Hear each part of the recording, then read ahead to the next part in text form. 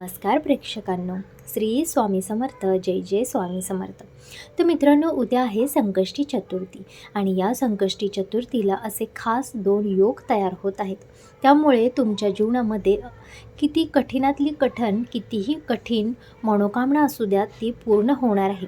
तुमची एखादी इच्छा असेल किंवा खूप दिवसापासून तुमचं एखादं अडलेलं काम असेल, ते तुम्हाला पूर्ण करून घ्यायचं असेल, तर ही जी संकष्टी चतुर्थी आहे उद्याची, ती अत्यंत खास आहे. त्यामुळे तुमचं काम हे लवकरात लवकर होणार आहे. मित्रांनो, उद्याच्या खास दिवशी तुम्हाला न विसरता बाप्पाच्या मंदिरामध्ये जायचं आहे. बाप्पाचा आशीर्वाद तुम्हाला घ्यायचा आहे.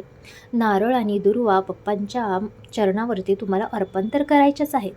त्याशिवाय खास असा उपाय तुम्हाला रात्री तुमच्या घरामध्ये करायचा आहे. आणि या खास उपायामुळे बाप्पा हे माता लक्ष्मीकडे तुमची मनोकामनेची इच्छा दाखवणार आहेत आणि घरामध्ये तुमच्या लक्ष्मीचा वास राहणार आहे. जेव्हा गणपती बाप्पा आणि त्यांचीच माता लक्ष्मी या दोघांचा आशीर्वाद एकत्र मिळवण्यासाठी हा उपाय तुम्हाला करायचा आहे. आणि जेव्हा या दोघांचा एकत्रितरित्या आपल्यावरती हात जर पडला, तर आपल्या धनामध्ये तर नक्कीच वाढ होणार आहे, पण आपल्या घरामध्ये पैसा पाण्याची कधीच कमतरता भासणार नाही. तर मित्रांनो, उपाय अगदी साधासुद्धा उपाय आहे. तुम्हाला बिनाखर्चिक उपाय आहे. काहीही खरेदी करायची तुम्हाला गरज नाही या उपायासाठी. हा उपाय तुम्हाला घरामध्ये करायचा आहे. तर मित्रांनो, आजपर्यंत आपण बघितलं की आपल्या उंबऱ्यामध्ये कापूर जाळा, घरामध्ये लवंग जाळा, तुळशीमध्ये लवंगाचा दिवा लावा, तुपाचा दिवा लावा, मंदिरामध्ये तुपाचा दिवा लावा, त्याच्यात तांदूळ कधी टाकायचे, हळद कधी टाकायचे, हे सगळं आपण पाहिलेलं आहोत. पण मित्रांनो, आज संकष्टी चतुर्थीचा हा जो उपाय आहे, तो शास्त्रात लिहिलेला उपाय देखील आज मी तुमच्यापर्यंत घेऊन आलेले आहे. पण तत्पूर्वी मित्रांनो, आपल्या चॅनलला सबस्क्राईब केलं नसेल तर सबस्क्राईब करा. आणि उद्या मी लाईव्ह येणार आहे बाप्पाचं दर्शन दाखवण्यासाठी. तर तुम्हीसुद्धा नक्की लाईव्हला जॉईन व्हा आणि बाप्पाचं दर्शन घ्या. तर मित्रांनो, उद्या संध्याकाळी तुम्हाला एक चिनी मातीची किंवा काचेची मिठाची भरणी घ्यायची आहे. मित्रांनो, मीठ हे माता लक्ष्मीला अत्यंत प्रिय हे आपल्या सगळ्यांनाच माहीत आहे.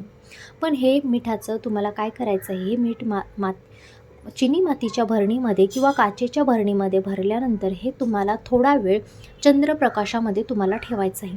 आणि असं चंद्रप्रकाशामध्ये, जेव्हा संकष्टी चतुर्थीच्या चंद्रप्रकाशामध्ये मीठ जेव्हा आपण ठेवतो, त्यामध्ये वेगळीच ऊर्जा आपल्या त्यामध्ये निर्माण झालेली असते. आणि त्यानंतर तुम्हाला देवाऱ्यासमोर ती भरणी आणून गणपती बाप्पांच्या समोर ठेवायची आहे.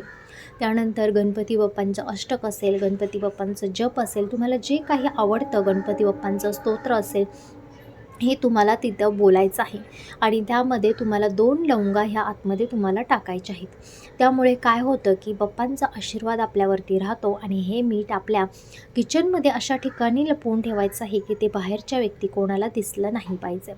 आणि त्यामुळे तुम्ही हळूहळू बघू शकता की आपल्या घरामध्ये चांगल्या गोष्टी घडायला सुरुवात होते.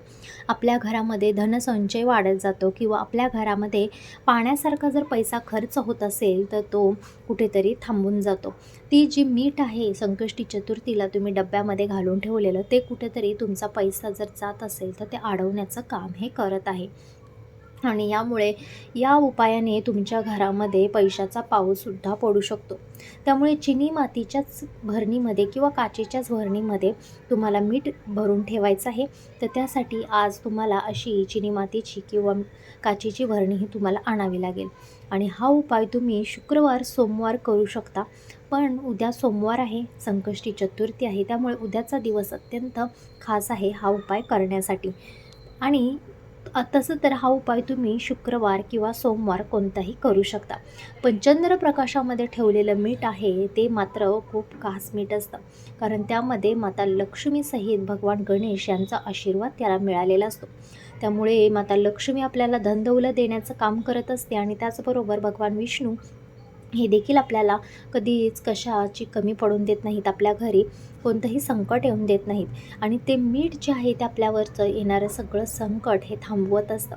त्यामुळे मित्रांनो, त्यामुळे 2 फायदे तुम्हाला होणार आहेत. एक म्हणजे तुमच्या घरामध्ये धनदौलत तर येणारच आहे, शिवाय तुमच्या घरावरचं आलेलं संकट ते मीठ अडवणार आहे. आणि दर संकष्टीला तुम्हाला ते मीठ बदलायचं आहे. आणि असं मीठ तुम्हाला दर महिन्याला वेगवेगळं ठेवायचं आहे. पण ते मीठ इतरत्र कुठेही तुम्हाला टाकायचं नाही. तर संकष्टीच्या आदल्या दिवशी तुम्हाला ते मीठ नेऊन पाण्यामध्ये विसर्जन करायचं आहे. किंवा घरामध्ये जर एखाद्या बकेटमध्ये पाणी घेतलं तर त्यामध्ये ते मीठ टाका आणि ते पाणी कोणत्याही झाडाला तुम्ही घालू शकता.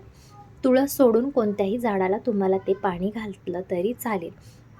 तुमच्या मागील गरिबी असेल, कोणतीही समस्या असेल, एकदम हात धुवून लागली असेल गरिबी, तर त्याच्यापासून छुटकारा तुमचा हा होणार आहे. घरामध्ये सुख, समृद्धी, ऐश्वर्य तुमच्या टिकून राहणार आहे. पण मित्रांनो, एक गोष्ट लक्षात ठेवा, की अशा मिठाचा तुम्ही कधीही तुम्हाला प्रॉब्लेम आला, घरामध्ये शिवता-शिवत असेल किंवा तुम्हाला कोणती अडचण आली असेल घरामध्ये काही, तर तुम्हाला त्या मिठाला हात लावायचा नाही. ते मीठ नंतर तुम्हाला लगेच टाकायचं आहे. असं मीठ तुम्हाला घरात ठेवायचं नाही किंवा त्या मिठाला त्या दिवशी तुम्हाला हात देखील लागणार नाही, अशा ठिकाणी ते मीठ तुम्हाला ठेवायचं आहे. नाहीतर त्या मिठाचा काही उपयोग राहणार नाही. कारण आपण चंद्राच्या प्रकाशातून ते मीठ घरामध्ये आणून ठेवलेलं असतं. त्यावरती आपण मंत्रजाप करणार आहात गणपती बाप्पांच्या स्तोत्रांचा. त्यामुळे जर तिथे चुकून आपला हात लागला तर ते एवढं पवित्र मीठ राहणार नाही. तुमच्या मध्ये भरभराटी होण्यासाठी, अनेक पिढ्यानपिढ्या संपत्ती तुमची टिकून राहिली यासाठी हा उपाय तुम्ही सातत्याने करत राहिला तर तुमच्या येणाऱ्या 7 पिढ्यासुद्धा खुश राहतील, एवढी तुमच्याकडे धनदौलत किंवा सुखसमृद्धी नांदणार आहे. तुम्ही आयुष्यामध्ये खूप कष्ट करता, खूप परिश्रम करता, पण तुमच्याकडे जर पैसा टिकत नसेल तर हा उपाय एकदा नक्की करून बघा. नक्की तुम्हाला चांगला अनुभव येईल आणि त्यामुळे तुमच्या घरामध्ये सुखसमृद्धी टिकून राहील. तर असेच नवनवीन व्हिडिओ पाहण्यासाठी आपल्या चॅनेलला लाईक करा, सबस्क्राईब करा. धन्यवाद.